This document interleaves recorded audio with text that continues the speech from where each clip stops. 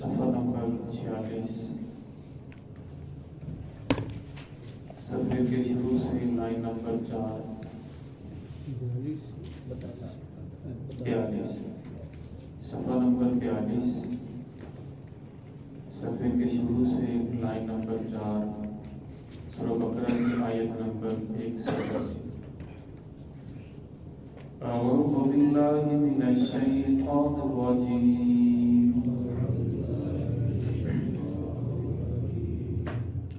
बिस्मिल्लाहिर रहमानिर रहीम।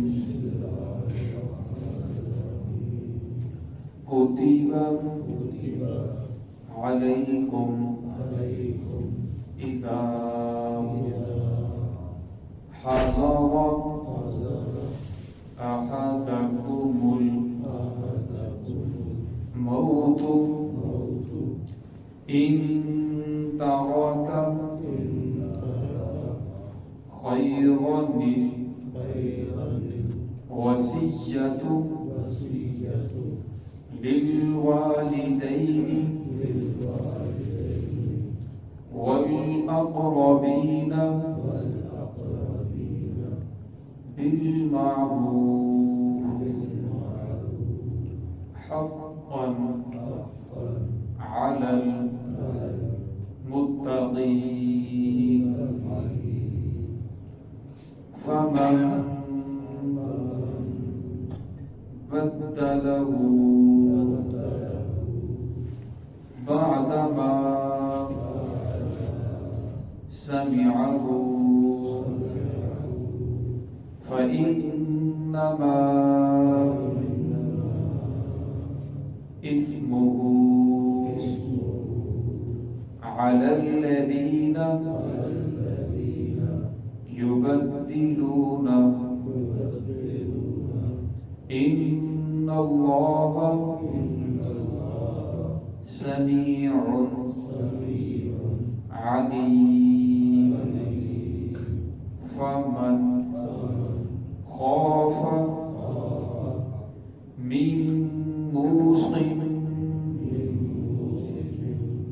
जनफन औ इस्मन फ़अस्लह बैनहुम फला इस्म अलैहि इन्नल्लाहा गफूरुर रहीम। बिस्मिल्लाहिर्रहमानिर्रहीम। कुतिबा अलैकुम इज़ा हज़रा अहदकुमुल मौतु इन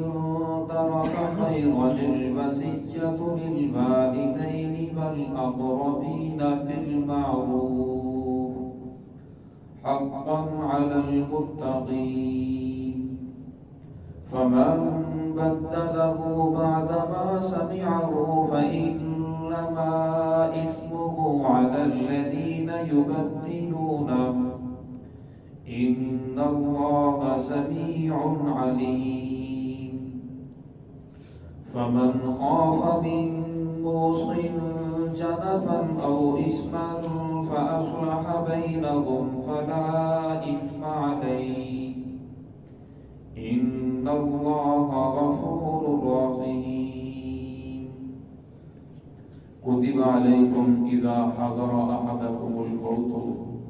फर्ज कर दिया गया है तुम पर जब हाजिर हो तुम में से किसी एक की मौत, इन तारा का खैरनिल वसिय्या,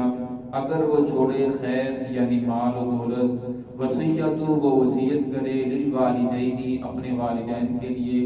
वल अक़रबीना और रिश्तेदारों के लिए, बिल मारूफ अच्छे तरीके से, हक़्क़न अलल मुत्तक़ीन ये परहेज़गारों पर हक है। फमन बद्दलहु बअदमा समिअहु, वो शख्स जो बदल दे बाद इसको सुनने और समझने के, फ़इन्नमा इस्मुहु पुख्ता बात है कि उसका गुनाह अलल्लज़ीना युबद्दिलूना उन लोगों पर है जो इसको तब्दील करें। इन्नल्लाहा समीउन अलीम, बेशक अल्लाह रब्बुल इज्जत सुनने वाले जानने वाले हैं।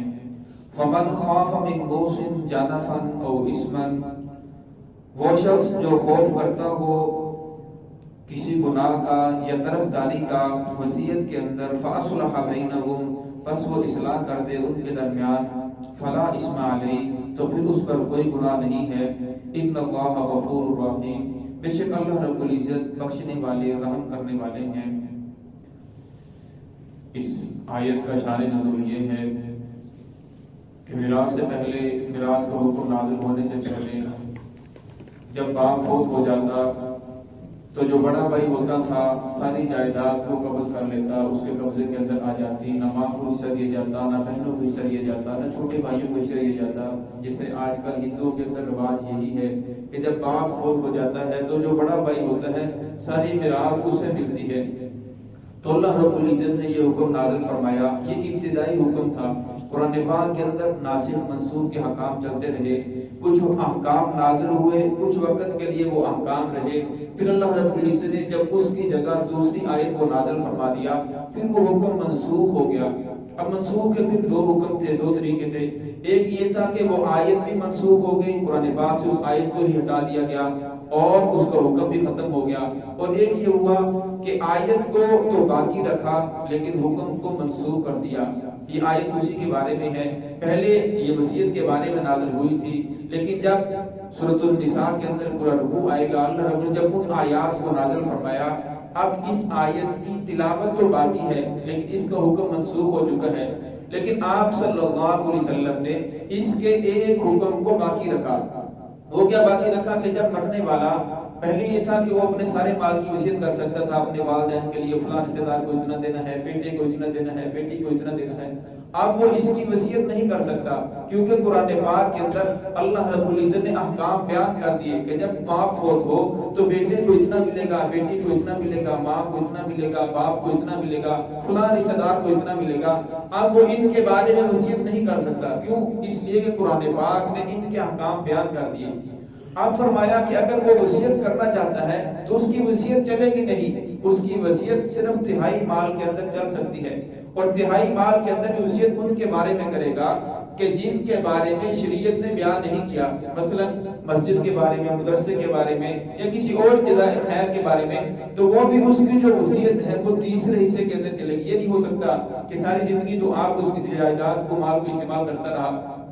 جب مرنے کا وقت قریب ہے تو کہتا ہے کہ میرا سارا مال مسجد کے لیے وقف، میرا سارا مال مدرسے کے لیے وقف، ورنہ اب وہ وقف بھی کرنا چاہے تو وقف نہیں ہو سکتا۔ کیوں؟ اس لیے کہ اب اس کے ساتھ ورثاء کا حق متعلق ہو چکا ہے۔ اب اس کی جو وصیت ہے وہ صرف تہائی مال کے اندر چلے گی۔ مثال کے طور پر ایک آدمی نے مرتے وقت 3 لاکھ روپیہ چھوڑا ہے، تو اب جو 1 لاکھ ہے یعنی تیسرا لاکھ ہے اس کے اندر اس کی وصیت چل سکتی ہے۔ وہ وصیت کر سکتا ہے کہ یہ جو میری وصیت ہے یہ مسجد کے لیے ہے، مدرسے کے لیے ہے، فلاں بیوہ کے لیے ہے، مسافر خانے کے لیے، اسپتال کے لیے، یا کسی بھی کار خیر کے لیے وہ وصیت کرتا ہے، تو اس کے اندر اس کی وصیت نافذ ہوگی۔ باقی کسی اس کے مال کے اندر جو باقی 2 لاکھ ہے اس کے بارے میں اگر وہ وصیت کرتا بھی ہے کہ 3 لاکھ میں نے مسجد کو وقف کیا، باقی 2 لاکھ کے اندر اس کی وصیت نافذ نہیں ہوگی۔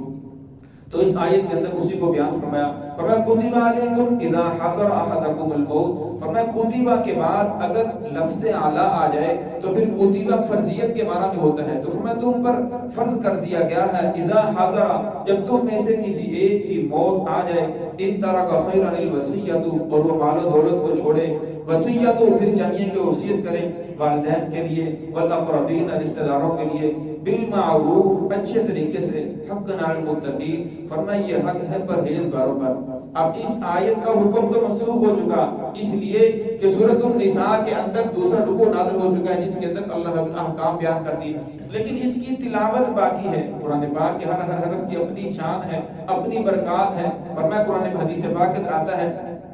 کہ جو قرآن پاک کا صرف ایک حرف پڑھے، اب اس آدمی نے ترجمانی صرف زبانی ایک حرف پڑھتا ہے یا اوپر دیکھ ایک حرف پڑھتا ہے، تو فرمایا اس آدمی کو ایک حرف کے اوپر 10 نیکیاں ملتی ہیں۔ پھر آپ صلی اللہ علیہ وسلم نے فرمایا لا اقول الف لام میم حرف، میں یہ نہیں کہتا کہ سارا الف لام ایک حرف ہے، بلکہ بل الف حرف و لام حرف و میم حرف، بلکہ الف ایک حرف ہے، لام ایک حرف ہے، میم ایک حرف ہے، یعنی الف لام میم 3 حرف ہے۔ فرمایا اس کی تلاوت کرو گے، تلاوت کے اوپر تو آپ کو اجر ملے گا، لیکن اس کا جو احکام ہے اس کے اوپر فرمایا اب عمل نہیں کیا جائے گا کیونکہ اب یہ آیت منسوخ ہو چکی ہے۔ فمن بدلہ بعد ما سمعہ فانما اسمہ، فرمایا وہ شخص جس نے اس حکم کو تبدیل کر دیا بعد ما سمعہ، سننے کے بعد سمجھنے کے بعد اسے پتا چلا تھا کہ اس نے فلاں فلاں کے بارے میں یہ وصیت کی تھی لیکن اس نے اس کے بعد اس کو تبدیل کر دیا، فانما اسمہ، فرمایا اس کا گناہ اس آدمی پر ہے، علی الذین یبدلون، جس آدمی نے اسے تبدیل کر دیا، فرمایا جو تو دنیا سے چلا گیا اس نے جو وصیت کر دی، فرمایا اس کے بارے میں اسے تو نہیں پوچھا جائے گا کیونکہ اس نے تو نیک کار خیر کے لیے مسجد کے لیے کی، مدرسے کے لیے کی، یا کسی اور کار خیر کے اندر اس نے وصیت کی، فرمایا اس کے جانے کے بعد جو ورثاء ہیں وہ وصیت کو تبدیل کر دیتے ہیں کہ دیکھیں ہماری سڑک ٹوٹی ہوئی ہے تو مسجد کو دینے کی کیا ضرورت ہے، ہم اپنی سڑک کو درست کر لیتے ہیں، یا مسجد کے اندر اس نے تو کہا تھا فلاں جگہ خرچ کرنا ہے لیکن ہم کسی اور جگہ خرچ کر لیتے ہیں، فرمایا اب اس کا گناہ ان لوگوں کے اوپر ہے جسے تبدیل کریں، فرمایا اس آدمی نے تو وصیت کر دی۔ اور آگے فرمایا فمن خاف من موص جانفا او اثما، فرمایا اگر ان لوگوں کو خوف ہو کہ اس آدمی نے وصیت کے اندر جانفا کسی کی طرفداری کی ہے، او اثما یا اسی نے کسی گناہ کے اندر خرچ کرنے کو کہا ہے، اس میں سے کسی ایک بھائی کی وصیت طرفداری کرتا ہے کہ یہ بیٹا میری بہت خدمت کرتا رہا اس کو اتنا مال دینا ہے، فرمایا کوئی خدمت کرے یا نہ کرے یہ تو ان کے ذمہ فرائض ہیں، نہیں کریں گے تو وہ گناہ گار ہوں گے، لیکن میراث کے اندر سب کو برابر برابر تقسیم کیا جائے گا، یہ نہیں ہوگا کہ جو خدمت کرنے والا تھا اسے زیادہ دے دی، جو نہ کرنے والا تھا نافرمان تھا اسے کم کی، فرمایا اگر ایسا کرے گا تو قیامت دن پکڑ آ جائے گی۔ فرمایا اس آدمی کو اگر خوف ہو کہ باپ نے کسی کی طرفداری کی ہے یا اس نے کسی گناہ کے اندر خرچ کرنے کو کہا ہے، جیسے چند سالوں کے پہلے گزرا ہے اخبار کے اندر پڑھا کہ فلاں نے جب وہ رخصت ہونے لگا اس نے کہا کہ جب میں دنیا سے چلا جاؤں تو میرے اتنے گانے والوں کو بلایا جائے، کنجریوں کو بلایا جائے، یہاں پیسہ خرچ کیا جائے، اس نے وصیت بھی کی اور پیسہ بھی دیا، فرمایا اگر ورثاء کو پتہ چلے کہ ایسے گناہ کے اندر اس آدمی نے وصیت کی ہے اور اس کے لیے پیسہ دیا ہے، فرمایا پھر تمام لوگوں کو جو ورثاء ہیں ان کو ملا کر اصلاح کے طور پر ان کو سمجھانے کے لیے کہ سب راضی ہو جائیں تو پھر اس کی وصیت کو تبدیل کر دیا جائے، فلا اسم علیہ، پھر اس پر کوئی گناہ نہیں ہے، ان اللہ غفور الرحیم، بے شک اللہ رب العزت بخشنے والے رحم کرنے والے ہیں۔ دعا ہے کہ اللہ رب العزت ہم سب کو صراط مستقیم پہ چلنے کی توفیق عطا